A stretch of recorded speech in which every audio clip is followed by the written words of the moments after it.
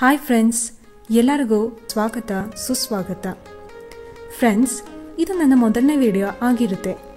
ದಯವಿಟ್ಟು ನಿಮ್ಮ ಎಲ್ಲರ ಪ್ರೋತ್ಸಾಹ ಇರಬೇಕು. ಹಾಗಾದರೆ ಬನ್ನಿ, ರುಚಿಯಾದ ಉಣ್ಣಿಯಪ್ಪಂ ಕೇರಳ ಸ್ಟೈಲ್ ರೆಸಿಪಿ ಮಾಡೋದು ಹೇಗೆ ಅಂತ ನೋಡೋಣ. ಇದು ಕೇರಳದಲ್ಲಿ ಅಕ್ಕಿ ಹಿಟ್ಟಿಂದ ಮಾಡೋದು, ಆದರೆ ನಾನಿಲ್ಲಿ ಡಿಫ್ರೆಂಟ್ ಆಗಿ ಚಿರೋಟಿ ರವೆ ಹಾಗೂ ಮೈದಾ ಹಿಟ್ಟಿನಲ್ಲಿ ಮಾಡೋದು ಹೇಗೆ ಅಂತ ತಿಳಿಸ್ಕೊಡ್ತೀನಿ. ಸೊ ಉಣ್ಣಿಯಪ್ಪ ಮಾಡೋದಕ್ಕೆ ಬೇಕಾಗಿರುವ ಇಂಗ್ರೀಡಿಯೆಂಟ್ಸ್ ಏನೆಲ್ಲ ಅಂತ ನೋಡೋಣ. ಬನ್ನಿ ಫ್ರೆಂಡ್ಸ್.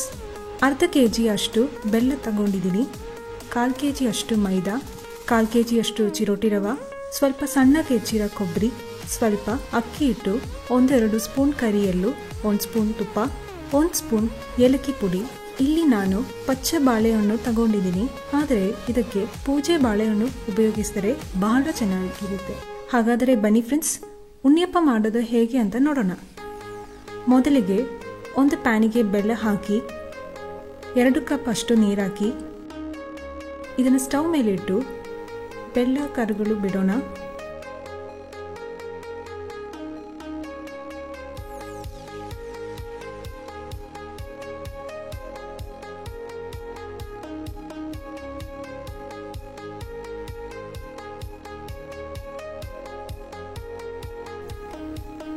ಈಗ ಬೆಲ್ಲ ಕರಗಿದೆ, ಸ್ಟವ್ ಆಫ್ ಮಾಡಿ ಇದನ್ನು ಫಿಲ್ಟರ್ ಮಾಡ್ಕೊಳ್ಳೋಣ.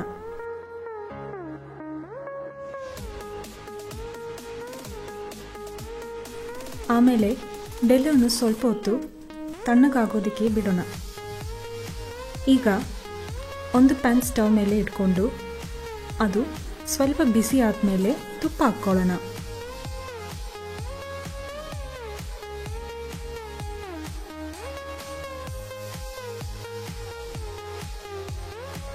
ಆಮೇಲೆ ಹೆಚ್ಚಿರೋ ಕೊಬ್ಬರಿ ಚೂರಣ ಹಾಕೊಳ್ಳಿ.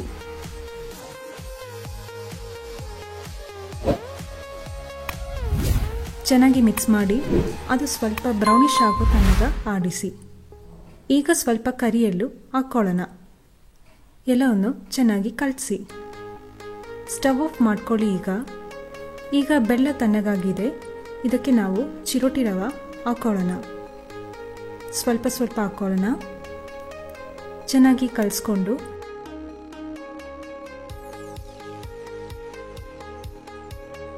ಮತ್ತೆ ಇದಕ್ಕೆ ನಾವು ಮೈದಾ ಹಿಟ್ಟನ್ನು ಹಾಕ್ಕೊಳ್ಳೋಣ.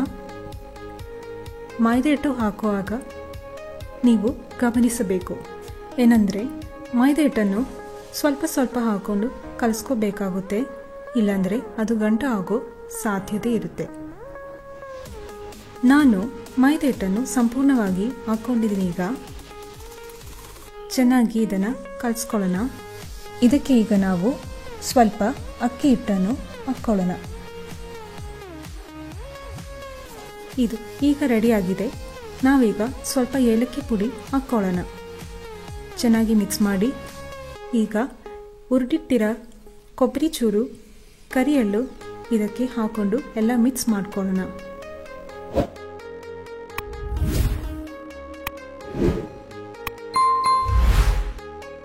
ಈಗ ಒಂದು ಮಿಕ್ಸಿ ಜಾರ್ ತಗೊಂಡು ಪಚ್ಚೆ ಬಾಳೆಹಣ್ಣು ಹಾಕ್ಕೊಳ್ಳೋಣ.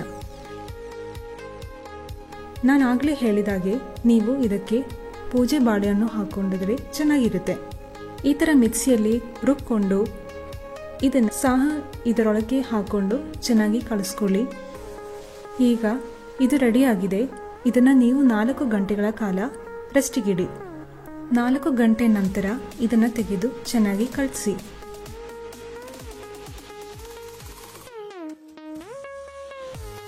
ಪಡ್ಡು ಮಾಡುವ ಹಂಚು ಸ್ಟವ್ ಮೇಲೆ ಇಟ್ಕೊಳ್ಳಿ. ಅದು ಸ್ವಲ್ಪ ಬಿಸಿ ಆದಮೇಲೆ ಇದಕ್ಕೆ ಎಣ್ಣೆ ಹಾಕ್ಕೊಳ್ಳಿ.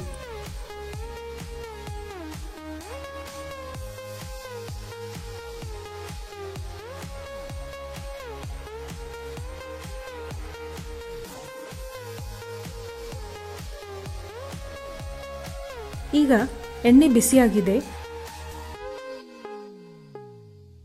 ಇದಕ್ಕೆ ಸ್ವಲ್ಪ ಹಿಟ್ಟನ್ನು ಹಾಕೊಳ್ಳಿ.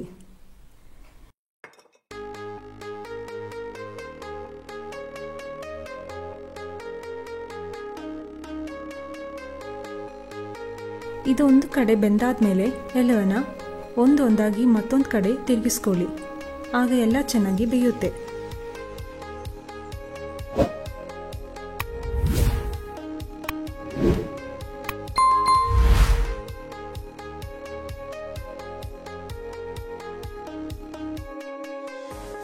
ಈಗ ಎಲ್ಲ ಬ್ರೌನಿಷ್ ಕಲರ್ ಬಂದಿದೆ ಅಂದರೆ ಇದೆಲ್ಲ ಚೆನ್ನಾಗಿ ಬೆಂದಿದೆ ಅಂತ ಅರ್ಥ.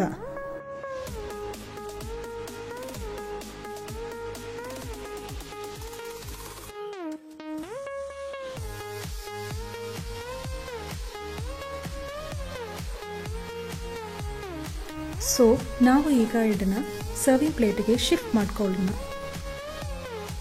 ನೋಡಿ ಫ್ರೆಂಡ್ಸ್, ಯಾವ ರೀತಿ ಉಣ್ಣಿಯಪ್ಪಂ ರೆಡಿ ಆಗಿದೆ ಅಂತ. ಸೊ ನಿಮಗೆಲ್ಲ ಈ ವಿಡಿಯೋ ಇಷ್ಟ ಆಗಿದೆ ಅಂತ ಅಂದ್ಕೊಂಡಿದ್ದೀನಿ. ಇಷ್ಟ ಆಗಿದರೆ ದಯವಿಟ್ಟು ಲೈಕ್ ಮಾಡಿ, ನಿಮ್ಮ ಫ್ರೆಂಡ್ಸ್ ಜೊತೆ ಶೇರ್ ಮಾಡಿ, ಹಾಗೂ ನಮ್ಮ ಚಾನಲ್ನ ಸಬ್ಸ್ಕ್ರೈಬ್ ಮಾಡೋದಕ್ಕೆ ಮರಿಬೇಡಿ. ಪಕ್ಕದಲ್ಲಿ ಇರೋ ಬೆಲ್ ಬಟನ್ ಕ್ಲಿಕ್ ಮಾಡಿ ನಿಮ್ಮ ಅನಿಸಿಕೆಯನ್ನು ಕಮೆಂಟ್ನಲ್ಲಿ ತಿಳಿಸಿ. Thank you friends. ನಿಮ್ಮನ್ನಲ್ಲೇ ಮುಂದಿನ ಭಾನುವಾರ ಭೇಟಿ ಆಗ್ತೀನಿ ಮತ್ತೊಂದು ಅದ್ಭುತವಾದಂಥ ರೆಸಿಪಿಯೊಂದಿಗೆ. ಬಾಯ್.